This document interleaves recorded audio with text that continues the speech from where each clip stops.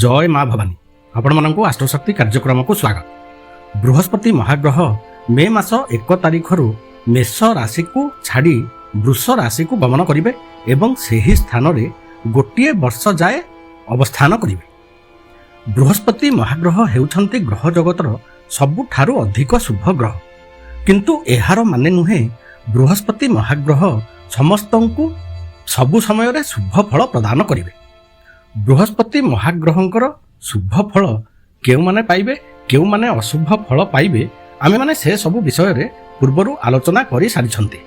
आज आमे माने आलोचना करिबा बृहस्पति महाग्रहंकर एही शुभ एवं अशुभ समय जेउ राशि माने भोग करिबा को जाउछन्ती गोटिए वर्ष धरी से माने सेही समय रे कोन प्रतिकार उपाय करिवे जहा फल रे सेमानंक पई शुभ फल बहुत परिमाण रे बढ़ी जिवो एवं अशुभ फल सेमानंकर बहुत परिमाण रे कम होई जिवो। भिडियोटी भल लागिले लाइक कमेंट शेयर करंतु, चैनल को सब्सक्राइब करंतु जहा फल रे मोर प्रत्येकटी भिडियो आपण मानक पाखरे पहुंची जिवो।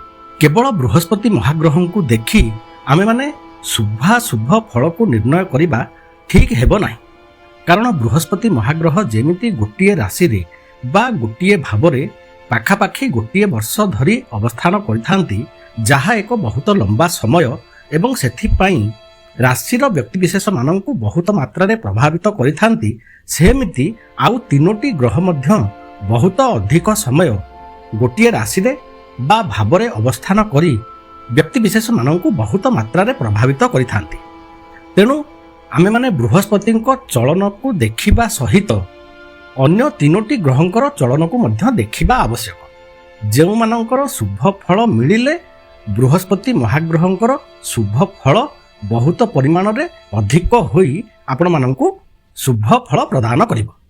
सेही तीनोटी ग्रह हेले शनि महाग्रह, राहु एवं केतु महाग्रह। एही तीनोटी ग्रह पाखापाखी मे मासरु गोटिए वर्ष जाए वर्तमान जेउठारे अवस्थान करिसंती सेठी अवस्थित होई रहिबे एवं सेमानंकर मेषरु मीन राशिर व्यक्तिविशेष माननकु जहाँ भी शुभ अशुभ फल प्रदान करिवो आमे माने शुभ फल को बढ़ाइबा पाई एवं अशुभ फल देउथिबा ग्रह माननकु शांत करी सेमानंकर शुभ फल को प्राप्त करिबा पाई कोन प्रतिकार उपाय करिबा वर्तमान से विषय रे आलोचना करिबा।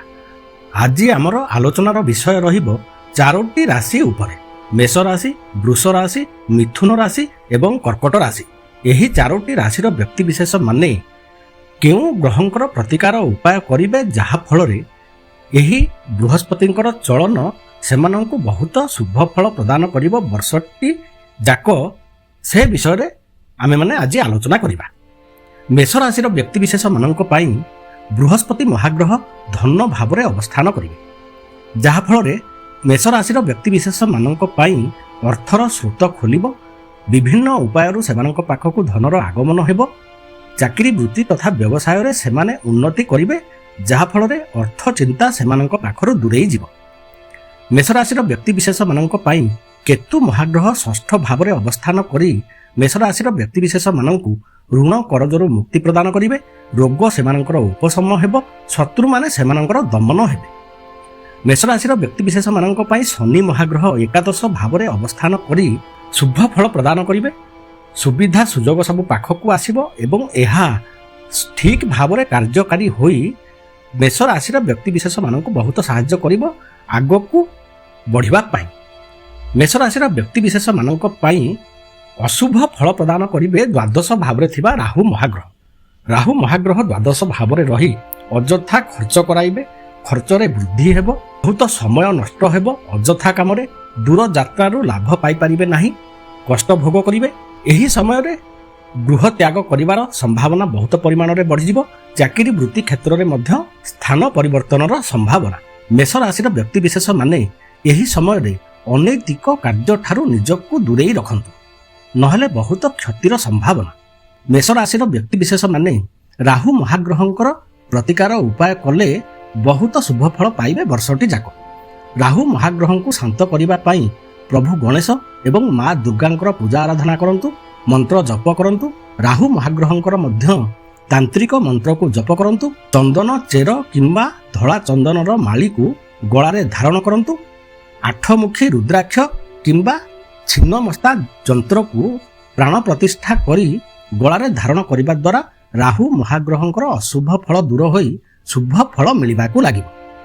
ବୃଷ ରାଶିର ବ୍ୟକ୍ତିବିଶେଷ ମାନଙ୍କ ପାଇଁ ବୃହସ୍ପତି ମହାଗ୍ରହ ରାଶି ଉପରେ ଅବସ୍ଥାନ କରିବେ, ଯାହା ଫଳରେ ଶୁଭ ଫଳ ମିଳିବ ନାହିଁ। ପ୍ରତ୍ୟେକଟି କାର୍ଯ୍ୟରେ ସଂଘର୍ଷ କରିବାକୁ ପଡ଼ିବ। ଅଯଥା ଚିନ୍ତାରେ ଘାଣ୍ଟି ହେବେ। ଚାକିରି ବୃତ୍ତି ତଥା ବ୍ୟବସାୟ କ୍ଷେତ୍ରରେ ହାନିର ସମ୍ଭାବନା ଥିବାରୁ ଦେଖି ଚାହିଁ କାର୍ଯ୍ୟ କରିବା ଆବଶ୍ୟକ। ତରବରିଆ ଭାବରେ କୌଣସି ନିର୍ଣ୍ଣୟ ନିଅନ୍ତୁ ନାହିଁ, ତାହା ଭୁଲ ହେବାର ସମ୍ଭାବନା ବହୁତ ଅଧିକ। କେତୁ ମହାଗ୍ରହ ପଞ୍ଚମ ଭାବରେ ରହି ବୁଦ୍ଧି ଜ୍ଞାନକୁ ନଷ୍ଟ କରିବେ ବୃଷ ରାଶିର ବ୍ୟକ୍ତିବିଶେଷ ମାନଙ୍କର। ବିଦ୍ୟା କ୍ଷେତ୍ରରେ ଅସୁବିଧା ଭୋଗ କରିବେ ଛାତ୍ରଛାତ୍ରୀମାନେ। ସନ୍ତାନମାନେ ଠିକ୍ ଭାବରେ ତାଙ୍କର କର୍ମ କରିପାରିବେ ନାହିଁ। ପ୍ରେମ ପ୍ରଣୟ ଦୃଷ୍ଟିରୁ ଅସୁବିଧା ଭୋଗ କରିବେ ବୃଷ ରାଶିର ବ୍ୟକ୍ତିବିଶେଷ ମାନେ। ଶନି ଏବଂ ରାହୁ ମହାଗ୍ରହ ଦଶମ ଏବଂ ଏକାଦଶ ଶୁଭ ଭାବରେ ଅବସ୍ଥାନ କରି ସୁବିଧା ସୁଯୋଗ ପ୍ରାପ୍ତ କରାଇବେ। କାମକୁ ସୁଚାରୁ ରୂପେ କରିବା ପାଇଁ ଶକ୍ତି ଯୋଗାଇବେ ଏବଂ ବିଭିନ୍ନ ଉପାୟରୁ ଧନର ଆଗମନ ଏବଂ ସୁବିଧା ସୁଯୋଗର ଆଗମନ କରାଇବେ, ଯାହାଫଳରେ ଉନ୍ନତିର ବାଟ ଫିଟିବ ବୃଷ ରାଶିର ବ୍ୟକ୍ତିବିଶେଷ ମାନଙ୍କ ପାଇଁ। ବୃଷ ରାଶିର ବ୍ୟକ୍ତିବିଶେଷ ମାନେ କେତୁ ମହାଗ୍ରହଙ୍କ ପାଇଁ ବୁଲା କୁକୁରକୁ ଖାଇବାକୁ ଦିଅନ୍ତୁ, ପାଣିରେ କୁଶ ପକାଇ ସେଥିରେ ସ୍ନାନ କରନ୍ତୁ, ମା ଧୂମାବତୀଙ୍କର ପୂଜା ଆରାଧନା କରନ୍ତୁ, ନଅମୁଖୀ ରୁଦ୍ରାକ୍ଷ ଏବଂ ମା ଧୂମାବତୀଙ୍କର ଯନ୍ତ୍ରକୁ ଶାସ୍ତ୍ରୀୟ ଉପାୟରେ ପ୍ରାଣ ପ୍ରତିଷ୍ଠା କରି ଗଳାରେ ଧାରଣ କରନ୍ତୁ। ମିଥୁନ ରାଶିର ବ୍ୟକ୍ତିବିଶେଷ ମାନଙ୍କ ପାଇଁ ବୃହସ୍ପତି ମହାଗ୍ରହ ଦ୍ୱାଦଶ ଭାବରେ ଅବସ୍ଥାନ କରିବେ, ଯାହା ଏକ ଶୁଭ ସ୍ଥାନ ନୁହେଁ। ସେଥିପାଇଁ ମିଥୁନ ରାଶିର ବ୍ୟକ୍ତିବିଶେଷ ମାନେ ଅଯଥା ଖର୍ଚ୍ଚରେ ପଡ଼ିବାର ସମ୍ଭାବନା ବହୁତ ରଖୁଥିବାରୁ ଏହି ସମୟରେ ବୁଝି ବିଚାରି ଧନକୁ କାମରେ ଲଗାଇବା ଆବଶ୍ୟକ। ମାଙ୍ଗଳିକ କାର୍ଯ୍ୟରେ ମଧ୍ୟ ଧନ ଖର୍ଚ୍ଚ ହେବାର ସମ୍ଭାବନା, ଧାର୍ମିକ କାର୍ଯ୍ୟରେ ମଧ୍ୟ ଧନ ଖର୍ଚ୍ଚ ହେବାର ସମ୍ଭାବନା। ଏହା ପରବର୍ତ୍ତୀ ସମୟରେ ଶୁଭ ଫଳ ପ୍ରଦାନ କରିବ। ସ୍ଥାନାନ୍ତର ଯୋଗ ଏହି ସମୟରେ ରହିବ। ଚାକିରି ବୃତ୍ତି କ୍ଷେତ୍ରରେ କାର୍ଯ୍ୟ କରୁଥିବା ବ୍ୟକ୍ତିବିଶେଷ ମାନେ ସ୍ଥାନ ପରିବର୍ତ୍ତନ ଏହି ସମୟରେ କରିବେ। ଦୂର ସ୍ଥାନକୁ ଏହି ସମୟରେ ନ ଯିବା ଭଲ। ବିଦେଶ ଗମନ ଏହି ସମୟରେ ନ କରିବା ଭଲ। କେତୁ ମହାଗ୍ରହ ଚତୁର୍ଥ ଭାବରେ ରହି ଗୃହ ପରିବାରରେ ଅଶାନ୍ତି ଆଣିଦେବେ। ଗୃହ ଭୂମି ବାହନ ଏହି ସମୟରେ ମିଥୁନ ରାଶିର ବ୍ୟକ୍ତିବିଶେଷ ମାନେ ନ କିଣିବା ଭଲ, ନହେଲେ କ୍ଷତିର ସମ୍ମୁଖୀନ ହେବେ ବା ଅସୁବିଧାରେ ପଡ଼ିବେ। ଶନି ମହାଗ୍ରହ ନବମ ଭାବରେ ଅବସ୍ଥାନ କରିଥିଲେ ଆର୍ଥିକ କ୍ଷେତ୍ରରେ ଅସୁବିଧା ଭୋଗ କରାଇଥାନ୍ତି। ଦେଖି ଚାହିଁ ନିଜର ଧନକୁ ବ୍ୟୟ କଲେ ଏଥିରୁ ରକ୍ଷା ମିଳିବ। ରାହୁ ମହାଗ୍ରହ ଦଶମ ଭାବରେ ରହି କର୍ମ ବହୁତ ଯୋଗାଇ ଦେବେ। ନୂତନ ସୁବିଧା ସୁଯୋଗ ସବୁ ପାଖକୁ ଆସିବ ଏବଂ ଏହାକୁ ଧରି ଜୀବନରେ ଉନ୍ନତି କରିବା ପାଇଁ ବାଟ ଫିଟେଇ ପାରିବେ। ମିଥୁନ ରାଶିର ବ୍ୟକ୍ତିବିଶେଷ ମାନେ କେତୁ ମହାଗ୍ରହଙ୍କ ପାଇଁ ପ୍ରତିକାର ଉପାୟ କରନ୍ତୁ। ଶନି ମହାଗ୍ରହଙ୍କ ପାଇଁ ସାତମୁଖୀ ରୁଦ୍ରାକ୍ଷ ପିନ୍ଧନ୍ତୁ, ମା କାଳୀଙ୍କର ପୂଜା ଆରାଧନା କରନ୍ତୁ, ମା କାଳୀଙ୍କର ଯନ୍ତ୍ର ପରିଧାନ କରନ୍ତୁ ଏବଂ ବୃହସ୍ପତି ମହାଗ୍ରହଙ୍କର ପ୍ରତିକାର ଉପାୟ କରନ୍ତୁ। କର୍କଟ ରାଶିର ବ୍ୟକ୍ତିବିଶେଷ ମାନଙ୍କ ପାଇଁ ବୃହସ୍ପତି ମହାଗ୍ରହ ଏକାଦଶ ଭାବରେ ଅବସ୍ଥାନ କରି ବହୁତ ଶୁଭ ଫଳ ପ୍ରଦାନ କରିବେ, କିନ୍ତୁ ଶନି ରାହୁ ଏବଂ କେତୁ ମହାଗ୍ରହଙ୍କର ଅଶୁଭ ଫଳ ଯୋଗୁଁ ବହୁତ କ୍ଷତିକାରକ ସ୍ଥିତିରେ ରହିବେ କର୍କଟ ରାଶିର ବ୍ୟକ୍ତିବିଶେଷ ମାନେ।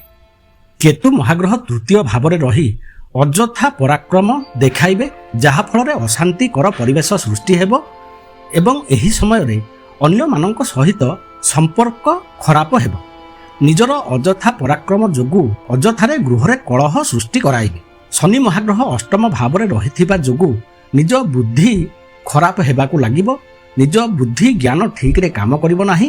ଭୁଲ ନିଷ୍ପତ୍ତି ନେବେ, ଭୁଲ କର୍ମ କରିବେ, ଯାହାଫଳରେ ଅଶାନ୍ତିର ବାତାବରଣ ବହୁତ ପରିମାଣରେ ବଢ଼ିଯିବ। ଅଳସୁଆ ଭାବ ବହୁତ ଦେଖାଯିବ। କୌଣସି କାମ କରିବାକୁ ଇଚ୍ଛା ହେବ ନାହିଁ। ଚିଡ଼ିଚିଡ଼ା ସ୍ୱଭାବ ବହୁତ ପରିମାଣରେ ବଢ଼ିଯିବ। ରାହୁ ମହାଗ୍ରହ ନବମ ଭାବରେ ଅବସ୍ଥାନ କରିଥିବା ଯୋଗୁଁ କାହା କଥା ଭଲ ଲାଗିବ ନାହିଁ। ନିଜେ ଯାହା କରୁଛନ୍ତି ତାହା ଠିକ୍ ବୋଲି ଭାବିବେ। ଧାର୍ମିକ କାର୍ଯ୍ୟରେ ମନ ଲାଗିବ ନାହିଁ। ଅଧର୍ମ କାମ କରିବେ। ଗୁରୁଜନ ଗୁରୁମାନଙ୍କୁ ହେୟଜ୍ଞାନ କରିବେ, ଯାହାଫଳରେ ଏକ କ୍ଷତିକାରକ ସ୍ଥିତିରେ ଗତି କରିବେ। କର୍କଟ ରାଶିର ବ୍ୟକ୍ତିବିଶେଷ ମାନେ ଶୁଭ ଫଳ ପାଇବା ପାଇଁ କେତୁ ମହାଗ୍ରହଙ୍କର ପ୍ରତିକାର କରନ୍ତୁ, ଶନି ମହାଗ୍ରହଙ୍କର ଉପାୟ କରନ୍ତୁ ଏବଂ ରାହୁ ମହାଗ୍ରହଙ୍କର ଉପାୟ ନିହାତି କରିବା ଆବଶ୍ୟକ। ଏହି ଚାରୋଟି ରାଶିର ବ୍ୟକ୍ତିବିଶେଷ ମାନେ ବୃହସ୍ପତିଙ୍କର ଉପାୟକୁ ନିହାତି କରନ୍ତୁ। ବୃହସ୍ପତି ମହାଗ୍ରହ ବୃଷ ରାଶିରେ ଅବସ୍ଥାନ କରିବେ, ଯାହାର ଅଧିପତି ଗ୍ରହ ହେଲେ ଶୁକ୍ର ମହାଗ୍ରହ। ଶୁକ୍ର ଏବଂ ବୃହସ୍ପତି ମହାଗ୍ରହ ମିତ୍ର ଗ୍ରହ ନୁହନ୍ତି, ଏମାନେ ପରସ୍ପରର ଶତ୍ରୁ ଗ୍ରହ। ତେଣୁ ଶତ୍ରୁ ଗୃହରେ ବୃହସ୍ପତି ମହାଗ୍ରହ ଅବସ୍ଥାନ କରିଥିବାରୁ ବୃହସ୍ପତି ମହାଗ୍ରହ ସେତେଟା ଖୁସିରେ ରହିବେ ନାହିଁ, ସେତେଟା ଶାନ୍ତିରେ ରହିବେ ନାହିଁ। ବୃହସ୍ପତି ମହାଗ୍ରହଙ୍କୁ ଶାନ୍ତିରେ ରଖିବା ପାଇଁ ଶୁକ୍ରଙ୍କର ଅଧିପତି ଦେବୀ ମା ଲକ୍ଷ୍ମୀଙ୍କର ପୂଜା ଆରାଧନା, ସ୍ତୋତ୍ର ମନ୍ତ୍ରକୁ ପଢ଼ିବା ଜପ କରିବା ଦ୍ୱାରା ଶୁଭ ଫଳ ମିଳିବ। ମା ଲକ୍ଷ୍ମୀଙ୍କର ପୂଜା ଆରାଧନା କରିବା ପୂର୍ବରୁ ତାଙ୍କର ସ୍ୱାମୀ ପ୍ରଭୁ ନାରାୟଣ, ଯିଏକି ବୃହସ୍ପତିଙ୍କର ମଧ୍ୟ ଅଧିପତି ଦେବ, ତାଙ୍କର ପୂଜା ଆରାଧନା, ମନ୍ତ୍ର ସ୍ତୋତ୍ର ପଢ଼ିବା ଏବଂ ଜପ କରିବା ଦ୍ୱାରା ମଧ୍ୟ ମା ଲକ୍ଷ୍ମୀ ପ୍ରୀତ ହୋଇ ଶୁଭ ଫଳ ପ୍ରଦାନ କରିବେ ଏବଂ ନାରାୟଣ ଏବଂ ବୃହସ୍ପତି ମହାଗ୍ରହ ମଧ୍ୟ ଶୁଭ ଫଳ ପ୍ରଦାନ କରିବେ। ଯେକୌଣସି ବୟସ୍କ ବ୍ରାହ୍ମଣଙ୍କୁ ହଳଦିଆ ରଙ୍ଗର ଗାମୁଛା ଗୁରୁବାର ଦିନ ଦେବା ଦ୍ୱାରା ମଧ୍ୟ ବୃହସ୍ପତି ମହାଗ୍ରହ ଶାନ୍ତ ହୋଇ ଶୁଭ ଫଳ ଦେବେ। ପ୍ରଭୁ ନାରାୟଣ ମଧ୍ୟ ପ୍ରୀତ ହୋଇ ଶୁଭ ଫଳ ପ୍ରଦାନ କରିବେ। ପାଞ୍ଚମୁଖୀ ରୁଦ୍ରାକ୍ଷ ମାଳାକୁ ଶାସ୍ତ୍ରୀୟ ଉପାୟରେ ପ୍ରାଣ ପ୍ରତିଷ୍ଠା କରି ବେକରେ ଧାରଣ କରିବା ଦ୍ୱାରା ମଧ୍ୟ ମେଷ, ବୃଷ, ମିଥୁନ ଏବଂ କର୍କଟ ରାଶିର ବ୍ୟକ୍ତିବିଶେଷ ମାନେ ବୃହସ୍ପତିଙ୍କର ଏହି ଚଳନ ଯୋଗୁଁ ବହୁତ ଶୁଭ ଫଳ ପାଇବାକୁ ଲାଗିବେ। ଏହାକୁ କରନ୍ତୁ, ଅଶୁଭ ଫଳ ଦୂର ହୋଇ ଶୁଭ ଫଳ ମିଳିବ। ଭିଡ଼ିଓଟି ଭଲ ଲାଗିଲେ ଲାଇକ୍, କମେଣ୍ଟ, ସେୟାର କରନ୍ତୁ। ଚ୍ୟାନେଲକୁ ସବସ୍କ୍ରାଇବ୍ କରନ୍ତୁ, ଯାହାଫଳରେ ମୋର ପ୍ରତ୍ୟେକଟି ଭିଡ଼ିଓ ଆପଣମାନଙ୍କ ପାଖରେ ପହଞ୍ଚିଯିବ। ନମସ୍କାର।